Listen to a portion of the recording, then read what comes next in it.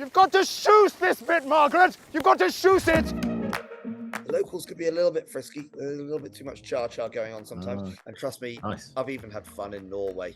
We always want the Swiss woman who's mopping around your feet to think you're in the British ski team. We used to get dragged through the downstairs windows. They have a drink called cha-cha.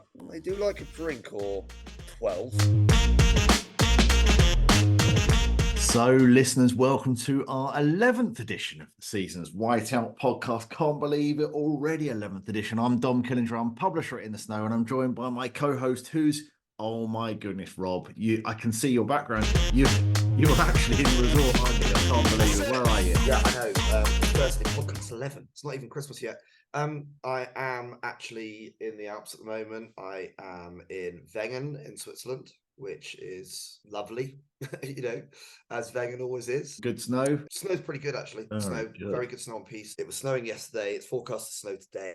Pretty much snowing down to resort level. Wow. But not cold, but snowing down to resort level. So yeah, snow was great yesterday on the piste. Fresh snow on the piste. Lovely. Lots more snow than there was last year at this time. Loads more. People are very happy. Yeah, I bet they are. We've got so much to do today, Rob. Lots going on. Yeah, I mean, it's really interesting this week. I've been with a group of first-time skiers, and it's really cool. Having a great time. So yeah, it's really good. Yeah, I can remember the first time I skied, Rob, and you just feel completely hooked. that constant exhilaration you get on those slopes.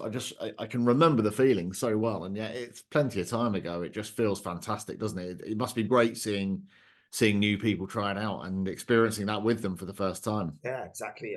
And also the cool thing about Wengen is so much history here as well with the sport. From the British that came here over 100 years ago, started ski clubs and all that sort of stuff. Yeah. And so it's not the worst place to start your skiing journey. That's for sure. Anyway, what about you, Dom? You're in the UK, are you? You're still in the UK? I'm still sat here, Rob. I'm still sat here. It's the weather's been rubbish. It's wet, drizzly, rainy, miserable. There's no nice, cold, crisp air for Christmas. So, to be fair, outside it doesn't feel very Christmassy. When are you off, Dom? Come on, when are you off? When are you off? Well, after Christmas, I'm going to head out to Aosta. As you know, I'm heading down to Pila, and they've got pretty good snow at the minute. So, should be nice. Might pop into Chamonix, might pop into Avoriaz. We'll see on the way back. But definitely going to have a few days down in Pila, and they're looking pretty good at the minute. So, yeah, looking forward to that. Right. What have we got in the news today, Dom? Well, before we get into the news, Rob, it's time to mention today's sponsor, Ski Independence and Canada's Alberta. So the team at Ski Independence have been sending customers to Alberta's ski resorts for almost 30 years. With oodles of personal experience, they know all the best places to stay, the best travel options, and everything in between. From Banff's best après-ski locations to breathtaking scenery at Lake Louise, or how to get the best out of a multi-sensor itinerary, they highly recommend road tripping up the spectacular Icefields Parkway between Lake Louise and Jasper for an experience like no other. So visit ski-i.com/Alberta to find out more about booking Canada's Alberta with tailor-made specialists, Ski Independence. Yes, our friends up at Ski Independence, they took me on one of my first ski holidays. So you being out on somebody's first ski holiday there, Rob, it's all brings back a lot of memories, and very good indeed. Yeah, I'm sure. So headlong into the news this week, Rob. Plenty going on, lots going on as usual. We've been foraging around for those little stories to find out anything that people might not have heard of. Yes. And did you hear about the new Bognor store in London? Can you believe it? I did, actually. So big German sports fashion brand Bognor announces its very first standalone concept store in London in collaboration with the Birdland Group.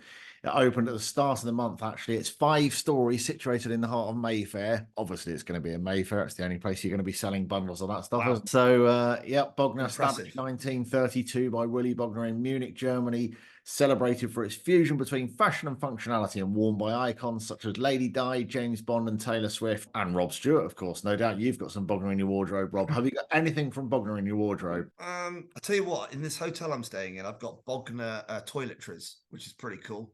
Have you?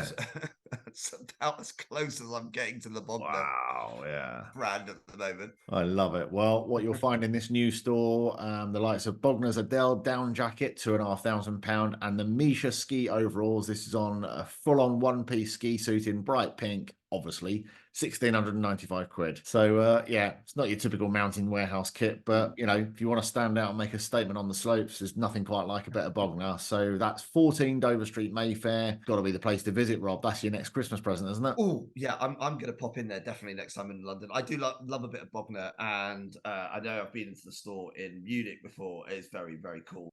Yeah, this story, Thomas. It's you know, it's one of those stories that we kind of like. A CO2 groomer starts to roll out on the slopes. Nice. It's a company called Prinoth. It's launched the world's first electric snow groomer. It's emission-free and it can help ski resorts reduce their ecological footprint.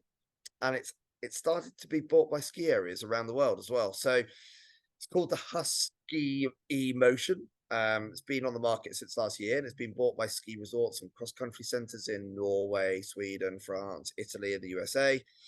The Husky E-Motion is emission-free. It's even more powerful than the diesel model as well. Wow. You know, it delivers 245 horsepower apparently, Right.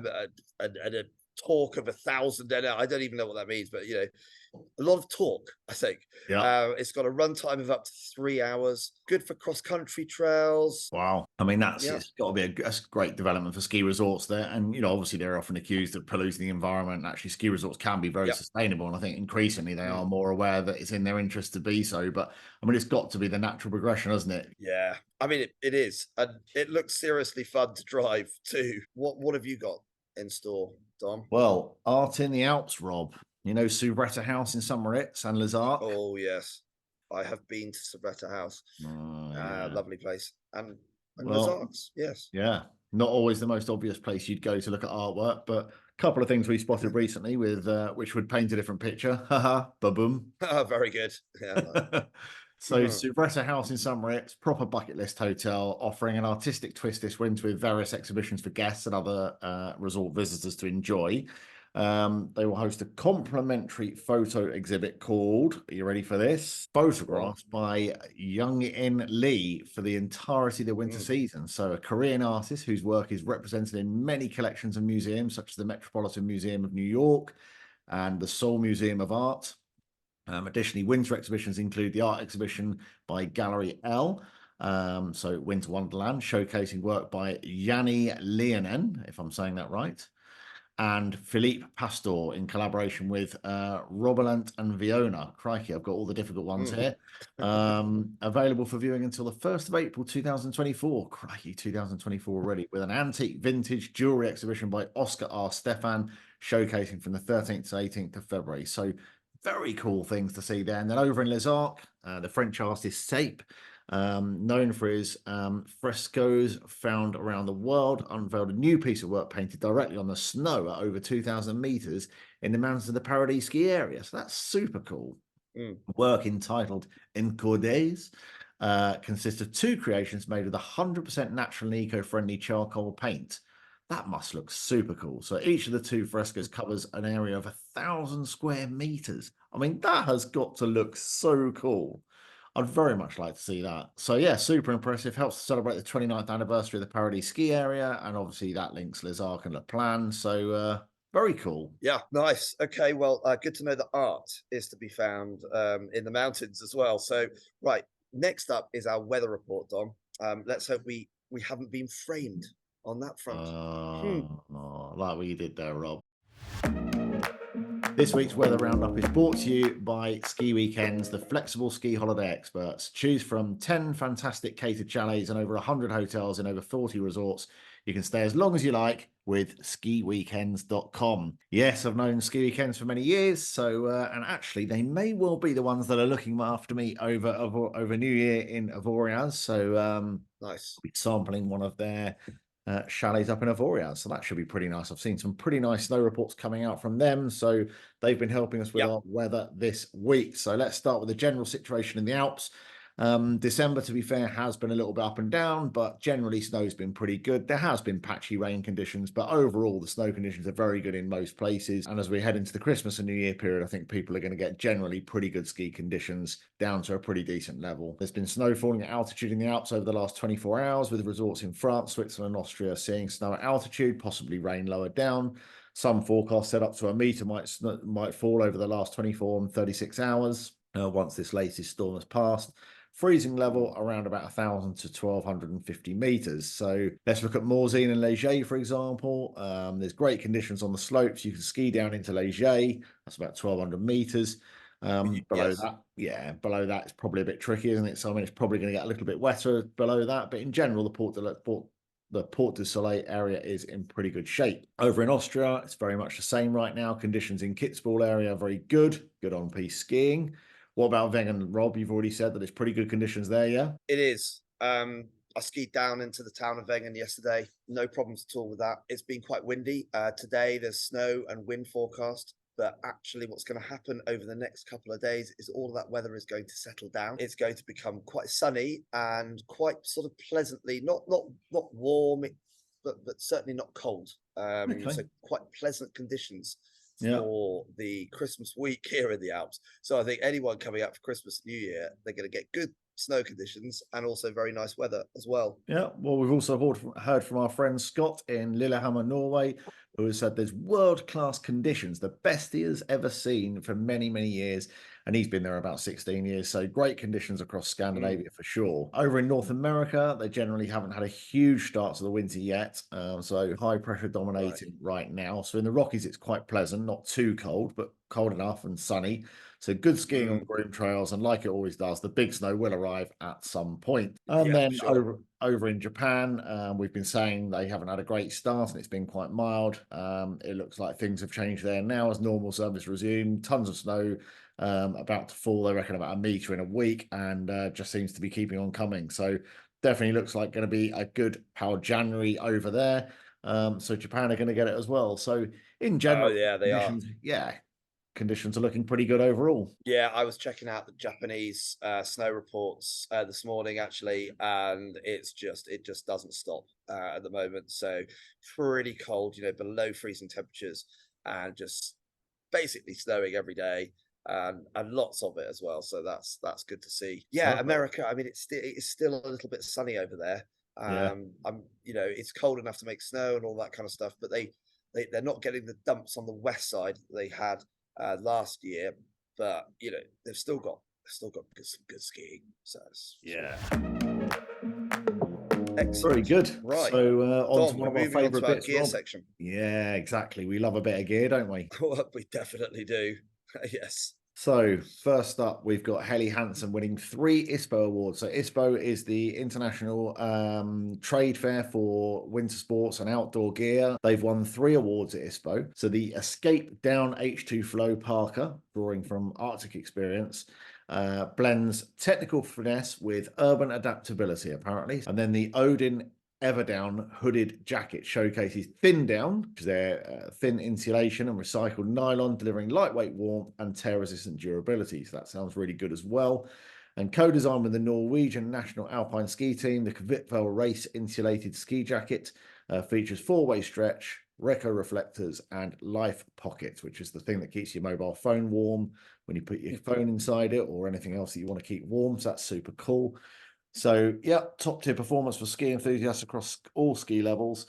And, these innovations typical of Helly Hansen. We've got a colleague out in Whistler testing some of their latest gear, came back absolutely raving about it. So, yeah, really, really nice. Very, very good kit. And well-deserved winning those 3 ISPO awards for Helly Hansen, for sure. Absolutely. I'm going to talk about the Arc'teryx Academy because it's now back again. And it's returning to St. Anton in Austria from the 1st to 4th of February. So you can experience 4 days designed for skiers and snowboarders all levels. You can engage with elite athletes like Victor Daviet, Sylvia Moser, Sam Cooch, and Tatum Monod. They run these clinics there.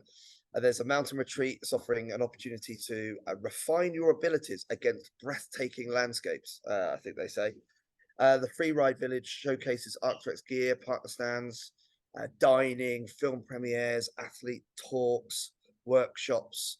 So, yeah, they also say immerse yourself in a celebration of mountain sports and community, an event uniting enthusiasts and professionals. So that is the Arc'teryx Academy in St. Anton from February the 1st to 4th. I bet that's very cool. That I mean, Yeah, I'd like, yeah, on the very similar cool. sort of lines of the thing out in Whistler. I mean, really, really nice. Right. But, yeah, great gear, Terex for sure. And the other one is Bodie Miller joining the brand. I think it is. Win.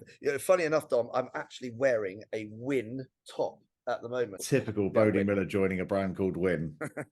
So US Well, Olympic. I'm in Wengen, and he's a massive legend in this place. That's for sure. Yeah, I can imagine. Bodie. So yeah, he's joined as a global ambassador for the Italian brand's technical underwear. Soon to be launched will be the new line of Win underwear, as we now know it's called, signed by Bodie Miller. So Bodie says joining the Win team was a natural choice. I've always been interested in sustainability and products with the highest level of performance. Technical underwear is decisive for thermoregulation, blood circulation, and the overall comfort of the athlete. I've spent most of my life outdoors, on the slopes or in nature, and I've learned the decisive importance of underwear. Have you ever thought about the decisive importance of your underwear, Rob? Well, I'm thinking about it right now as I'm sitting here in this hotel reception lobby with the woman mopping up around me as I speak, and I am in my underwear. So yes, I think it's quite important to get that right. You've got your Win underwear on. So they're already at work on a signature edition of Nation 3.0 underwear, the iconic model chosen by the national ski team. The Nation line, signed by Bodie Miller, will soon be available in the Win stores and on winsports.com.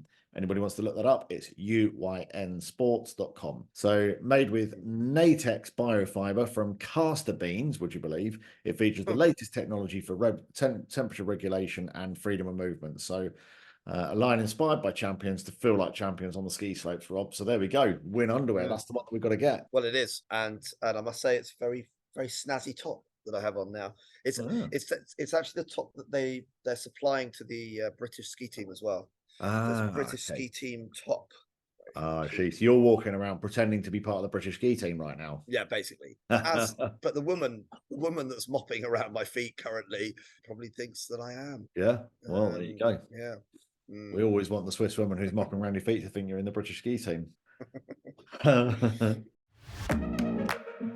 So, what have we got this week for our resort focus? Arapahoe Basin, Dom. Arapahoe Basin in North America, in Colorado. So this week we were super lucky enough to catch up with A-Basin's Director of Operations, Louis Scovera. He was a top man, was earlier this week. That was good, wasn't it, Rob? Yeah, that's right. It's always good to get first-hand knowledge, Dom. He was really selling the place to me, that's for sure. Yeah, I mean, for sure, this place, it is a skier's mountain. It is a destination mountain. It's not somewhere where you go and stay and have a week's stay in a resort or walk around shops.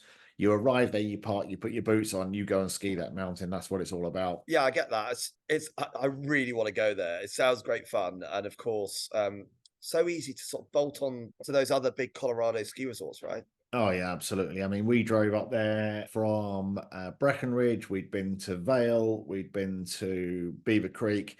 It's all within striking distance, so easy to drive up there. As you say, if you want to be visiting multiple Colorado resorts, A-Basin is so easy. And I think it was about 10 minutes from Keystone. So, and that's a proper full-on resort owned by Vail Resorts, loads of shops there and that sort of stuff. So, yeah, A-Basin, let's hear from Louis Scovera, who we caught up with earlier this week to find out exactly what's going on behind the scenes at A-Basin. So, super lucky today. A-Basin, that place in Colorado, well, maybe not a place that everybody would immediately think of, but a place that I visited last year, and absolutely what a skier's mountain. Rob, we've got an expert in today. Louis Scovera, Director of Mountain Operations. What better man can we get out on the job today than to ask a few questions about A-Basin? Louis, how are you? I'm well. That's a very kind introduction. I'll try and live up to it. Very good. And Rob joins us today. So this is Rob, my co-host at the Whiteout podcast. Hi, how you Louis. doing, Rob? I'm really good, Dom. Yeah, really good. Excited to speak about A-Basin. Yeah, a place I've never been to, I'm afraid, Louis, but I've heard lots and lots of good things. So, yeah. No, we'd love to have you out. Yeah, anytime. Cool. Good stuff. So before we get started then, Louis, for our listeners' sake, tell us a little bit where you're located in Colorado. Yeah, sure. We're about 75 miles west of Denver. So smooth sailing. It'd take you about an hour and a half to drive up here. That is close, isn't it? Yeah, that is really close to Denver. I didn't realize it was that close. I mean, for me, me, it's a bit of a legendary resort. I've heard so much about it over the years. Your strapline is legend for a reason, right? Yes, sir. So why do you use that strapline? What makes it such a legend? Yeah. No, we've earned that reputation over a long haul now. So the ski area opened in 1946. The focus here has always been skiing or riding. And you'll come here and we won't have the frills of a resort. We have everything you need. We don't have lodging, for instance. So that really changes the dynamic here, I think. And we're really focused on the skiing experience, the snowboarding, riding experience, however you get around on a mountain. And that has certainly ingrained us with people who are in it to ski. Maybe not wearing the fur coats. No knock on fur coats, by the way, but you don't see a ton of that here. It's not the resort environment that you might find at a Vail or some of the larger operations. So we found this really nice niche, probably by accident a long time ago. And then over the last 20, 25 years, we've really been leaning into that. So again, not to rip on anybody else, but the bigger resorts will really pack people in. And that can make for a tough ski day where you're waiting in queues all day. You won't find that here. And we just want to be on the radar and let everybody know that if you want a really, really good day of skiing, you should come here. This is the place you want to be. Louis, it's been great to talk to you. Thanks very much for today. What? Are you suggesting that we're going to go? We're just going to leave this and go there now, Dom? We've got time today to make it. Exactly. Is that what you're saying? Forget the rest. We're coming. I remember last season when in the podcast, pretty late on, we were talking about a Basin. Actually, you were still skiing. Well into late spring, I think it was. Just from memory. I mean, like you've got a really long season, and it does feel like sort of just stop talking about skiing there, and now we're talking about the start of the season again. I mean, just sort of for the sake of our listeners, what are the actual? Do you have official opening and closing dates, or does it not work like that? And how long is your season? Yeah, I mean, we go for several months. We really do try and ride it out as long as possible. We see that as something we can provide to our guests, and certainly the value proposition of buying a product here at Arapahoe Basin is we're going to give you the most skiing we can. So we'll open as soon as possible, and we'll stay open as long as we can. Typically, that is mid-October-ish, and we'll run it out through mid-June. Every couple of years, we make it to the 4th of July, and that's certainly a target for all of us on the Mountain Ops team is making it to the 4th. That is a big win for our team here. Dominic, it sounds like you saw it in the spring. I'm not sure exactly when you were here in the spring. That tends to be our best ski session, I guess, if you want to say it that way. March, April, May tend to be spectacular. The weather's perfect. We have everything open. We have a great snowpack. We can do all this because we're very high. So we're situated right on the west side, the west slope of the Continental Divide. Our mountain tops out a little over 13,000 foot. Sorry, I can't do that in meters. I'll let you guys worry about that. But 13,000, it's a lot. It's high. So clearly we stay cold and we stay dry. So even when things get spring-like, you don't tend to have icy conditions here at all. First week of April, I was there and it was cold and the atmosphere was great. Had that real sort of parking atmosphere, and it is an absolute skiers mountain. It's a destination for people to come to. It's not somewhere that people are staying down at the base. It is just a base station with parking and all the essentials, which was absolutely great. And you obviously work there. Do you get a chance to get out and ski? I mean, do you get out there yourself? Do you get an early morning skin up and ski down or anything like that? Yeah, absolutely. I'm lucky in my role. I have every excuse in the world to be riding the chairlifts or checking out the grooming or checking on the snowmaking or touching base with ski patrol and seeing where they're going. And you can't really do any of that well if you're not out on the hill. Our mountain it's a medium-sized mountain, modestly sized. You'd call it small relative to Breckenridge or Copper or Vail. But this is a mountain. I've been skiing here my whole life. I've been working here almost 20 years. This is a mountain just chock full of the nooks and crannies. So you can ski here every day, and you're finding new lines all the time and new places to ski in. I remember that area, the Beavers. That was my favorite. All the little runs down there. That was fantastic. Isn't that cool? Yeah, really, really nice. That was a really fun project. I was lucky enough, timing-wise, to be pretty involved with that. So the Beavers is our most recent expansion. I think we opened with a chairlift in 2018. I might be a year off on that. It took us about 2 years to cut all the trails out there. So as you saw, Dominic, 2 main groomers going down, and then we gladed out all the other trees and cut 25, 30 gladed ski trails in the trees, you know, intermediate to advanced level stuff. Yeah. And we're really proud of that work. It was a big project. It took us a couple of years, like I said. Absolutely.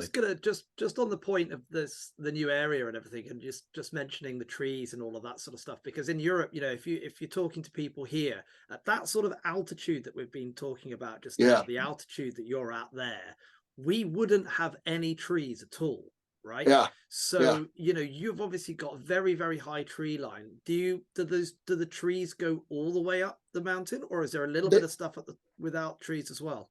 Yeah, it's one of the cool parts about our ski area is we're about half below tree line and roughly half above.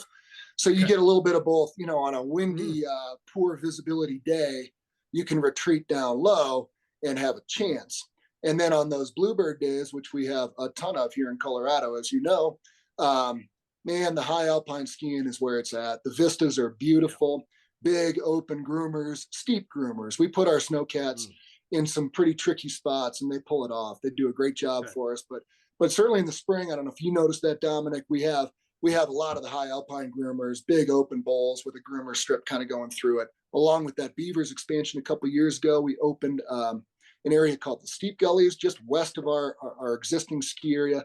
The Pallavicini chair is a really popular chair for us. It's a religious experience for many of our diehards for sure. Is the Palla chair, and that terrain is rad, and it's technical, it's steep, it's fun, it's challenging.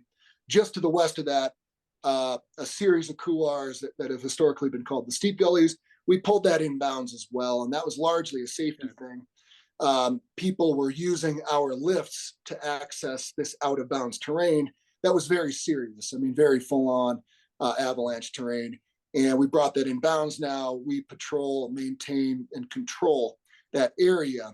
And again, you make my job sound so boring. When I'm listening to you, I'm just mesmerized. It's like, I don't know, some kind of a movie. I mean, you talking about this, and I know, like you've said, you're not the biggest mountain in the world and the biggest ski area, but how big is the team there that's running that mountain?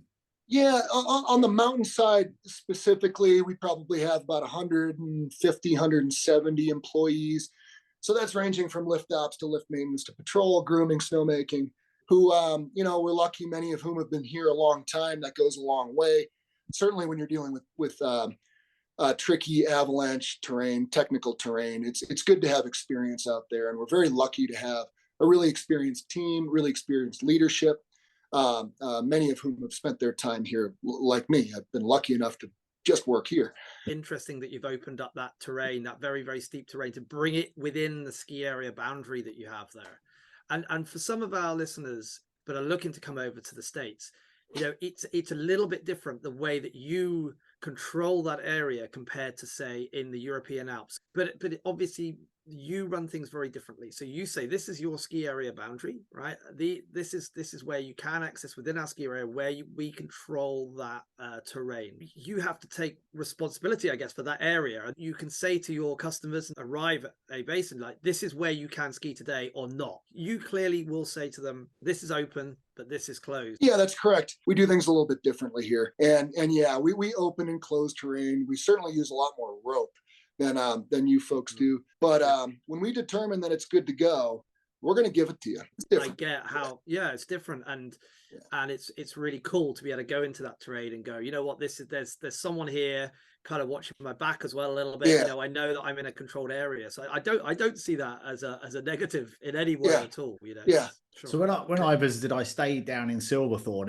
Would that be a normal place for people to be staying if they're coming from the UK, for example? Would that be their normal sort of base? Because that was really nice. Yeah, that's convenient. So I live in Dillon, which is just next to Silverthorne. So Dillon, Silverthorne, Keystone are probably the closest towns to us that they are. You could stay in Frisco, you could stay in Breckenridge. That would be a 25 minute drive each way. You know, or stay over in Vail, and we're 45 minutes from Vail, roughly, driving clear roads. So I came up there from Breck, actually. I came up from Breck to you, so it was an easy drive, and stayed down at Silverthorne, found a great restaurant there. So it was a really nice, convenient stay, and then literally 10 minutes up the hill to you. So that was perfect. Yeah, talking about Colorado ski country as a whole, just a little bit narrower here in Summit County, Colorado. I mean, you have Copper, you have Breckenridge, you have Keystone, you have Arapahoe Basin. Loveland is just over the pass in Clear Creek County. Vale, like I said, 45-ish minutes. Beaver Creek, 10 minutes further than that. Yeah. I mean, you come to Summit County, you stay in Dillon, say, skied them all. and you're gonna ski them all. I skied all of those. That's amazing. You skied them all? Cool. I skied That's all of awesome. those. That's Yeah. rad. That's super cool. Really cool. Right, Louis, if you could ski just one run in Arapahoe Basin, what one would it be? Oh man. One trail. Okay. One trail, you'd say. One trail? Jeez. Okay. I'm going to dodge this question and give you a couple answers. So within the main basin of the ski area, we have an area called Lenawee Parks. That's intermediate to advanced skiing, but really rolly and natural features, like natural half pipe type features. It's just super fun. Really good snow. It's favored by our predominant winds. So even when it doesn't snow, it blows in really nice. There are a ton of trails within Lenawee Parks. All right, if you pin me down, I would tell you Dragon is my favorite run in Lenawee Parks. I'm going to get made fun of for that. That's a blue run, but that's okay. When we get the east wall going, that's our hiking terrain, kind of overlooking, looming above the main basin of the ski area. It's a pretty straightforward 25-minute walk up to the top of the ridge. And then from there, you have your pick. And there's some great shots up there for sure. Is that graded as a double black diamond or something? It's double black diamond, yes, sir. Okay. Yeah, and it's a tough hike. You might be sucking wind a little bit, but it's very manageable, and there's nothing technical about the hike. It's a really cool experience. Are you going to be sucking any wind today, Rob? Unfortunately, not today, Dom.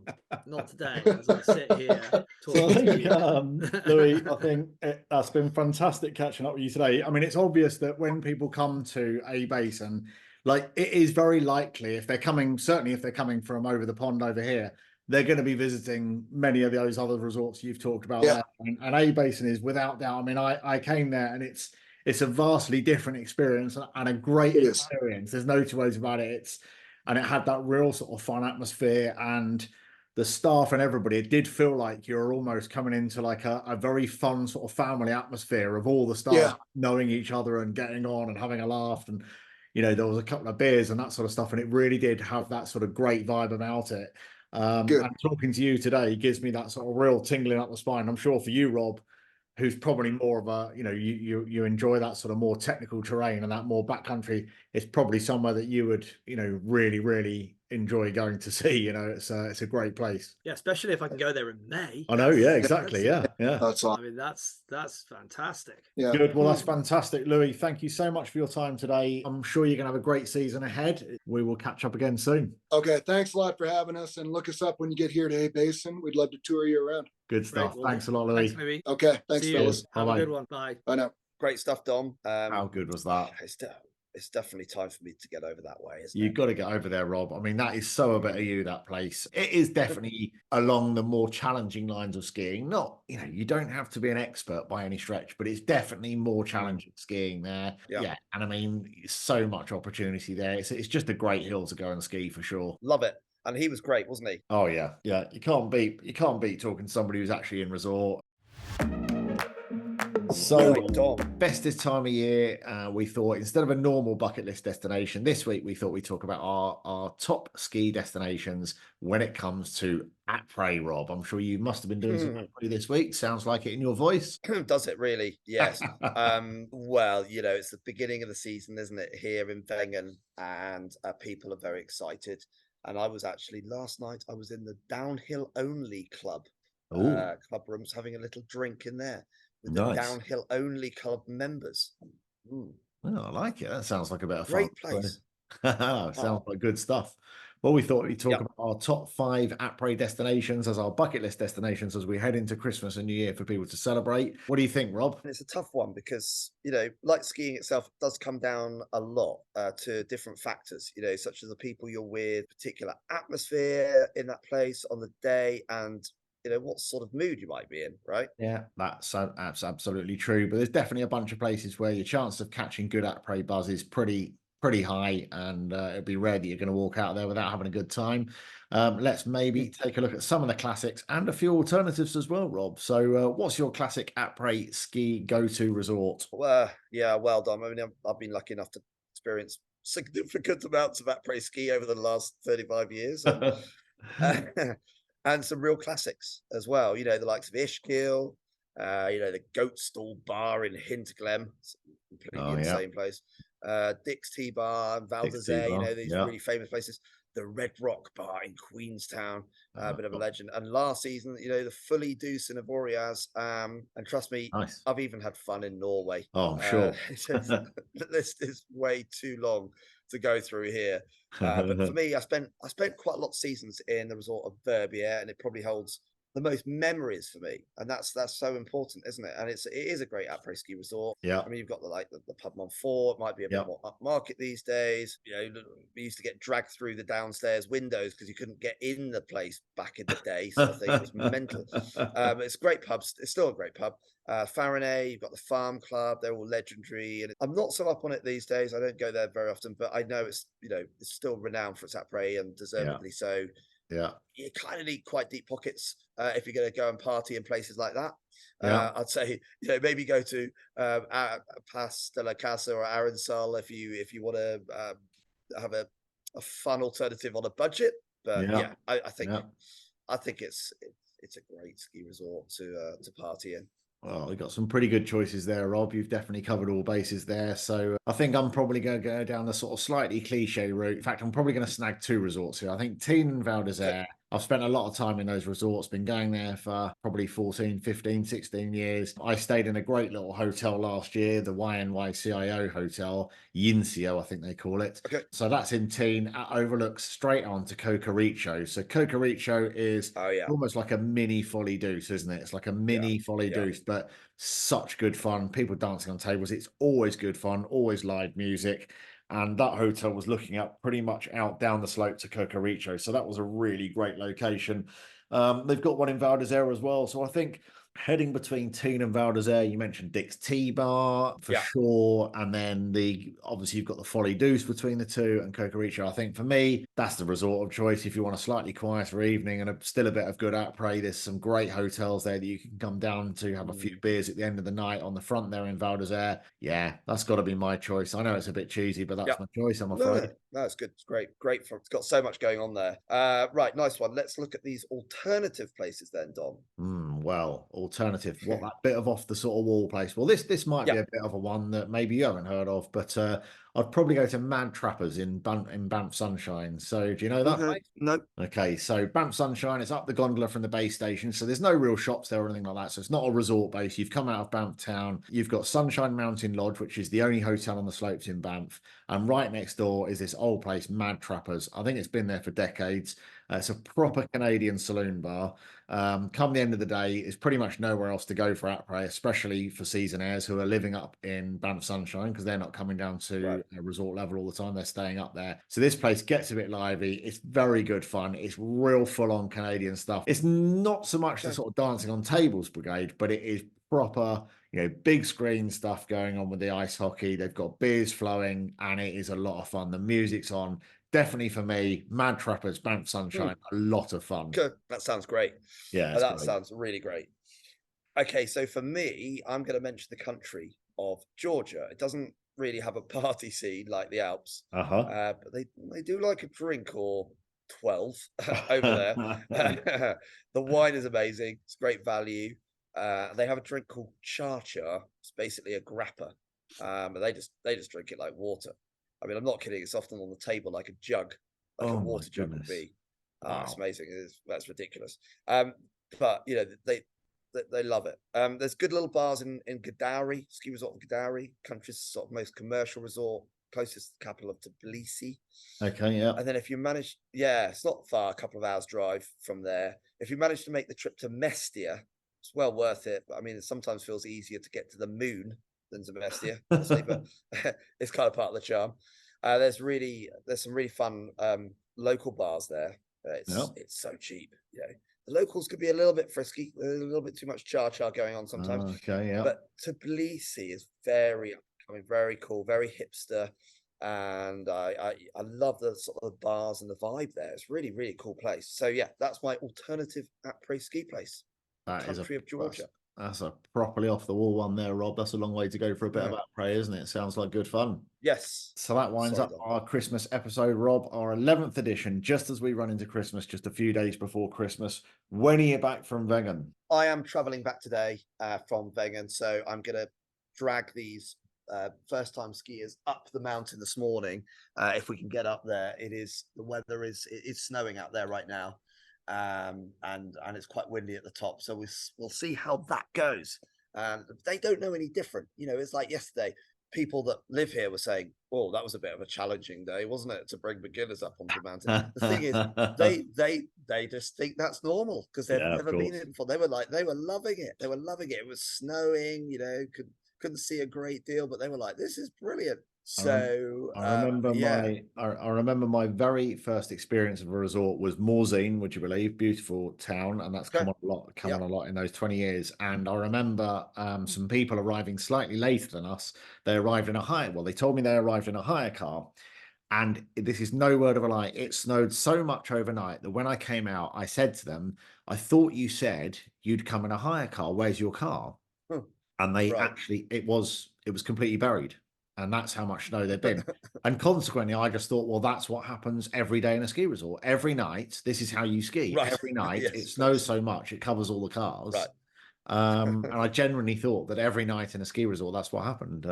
Maybe 15 years ago, maybe 20 years ago, maybe it did. But yeah, so there you go. I mean, I do remember some winters. I had a car out in the Alps one winter, and it snowed so much that it buried the car, and I didn't need the car, so I just left it. And I literally forgot where the car was for weeks and weeks and weeks. And I was like, and suddenly I needed the car, and I had to dig it out. And it took me about 2 hours to dig the car out. And I found it under this pile of snow. And you know what? So it completely wrecked the shock absorbers of the car were knackered because of the weight of snow that was on the car for that long. It's the sort of amounts of snow that we all love. So, well, that's it for this week before we run into Christmas. Thank you very much to our listeners for supporting us over this year. I had a lovely little roundup from our podcast host this week. Apparently, we've been listened to in 64 countries, Rob. Is that even possible? Wow. I didn't even know there were. I mean, that's incredible. Half the world. That's incredible, isn't it? I mean, I don't know how that can even be true, but there you go. It is. And can you get this? This is unbelievable. We're in the top 25% of podcasts worldwide when measured the amount of downloads within the first week of release. So, Rob, we're doing something right. This has got to be cool, isn't it? It's got to be celebrated. I'm really happy to hear that, Dom. I'm really happy to hear that. And, well, long may it continue, I say. I mean, we just like talking about skiing, right? That's why we're doing this podcast, because we like talking about skiing. And if people like listening about skiing stuff, brilliant. Exactly. So long may it continue. So do listeners, please do leave a review. If you're listening on Spotify or Apple, very easy to go and leave a review for us. And it's not just for our vanity so that we can read this thing. It is so that other people can find us. The more reviews we get, the higher we're pushed up when people type in, find me a podcast about skiing. So Rob, have a safe journey back. A Merry Christmas to our listeners and a Merry Christmas to you. And we will be speaking in the new year. Thanks, Dom. Have a great Christmas. Cheers, and to you too. Safe journey back. Mais non, talkie-walkie. I'm pretty sure it's called a walkie-talkie, mate.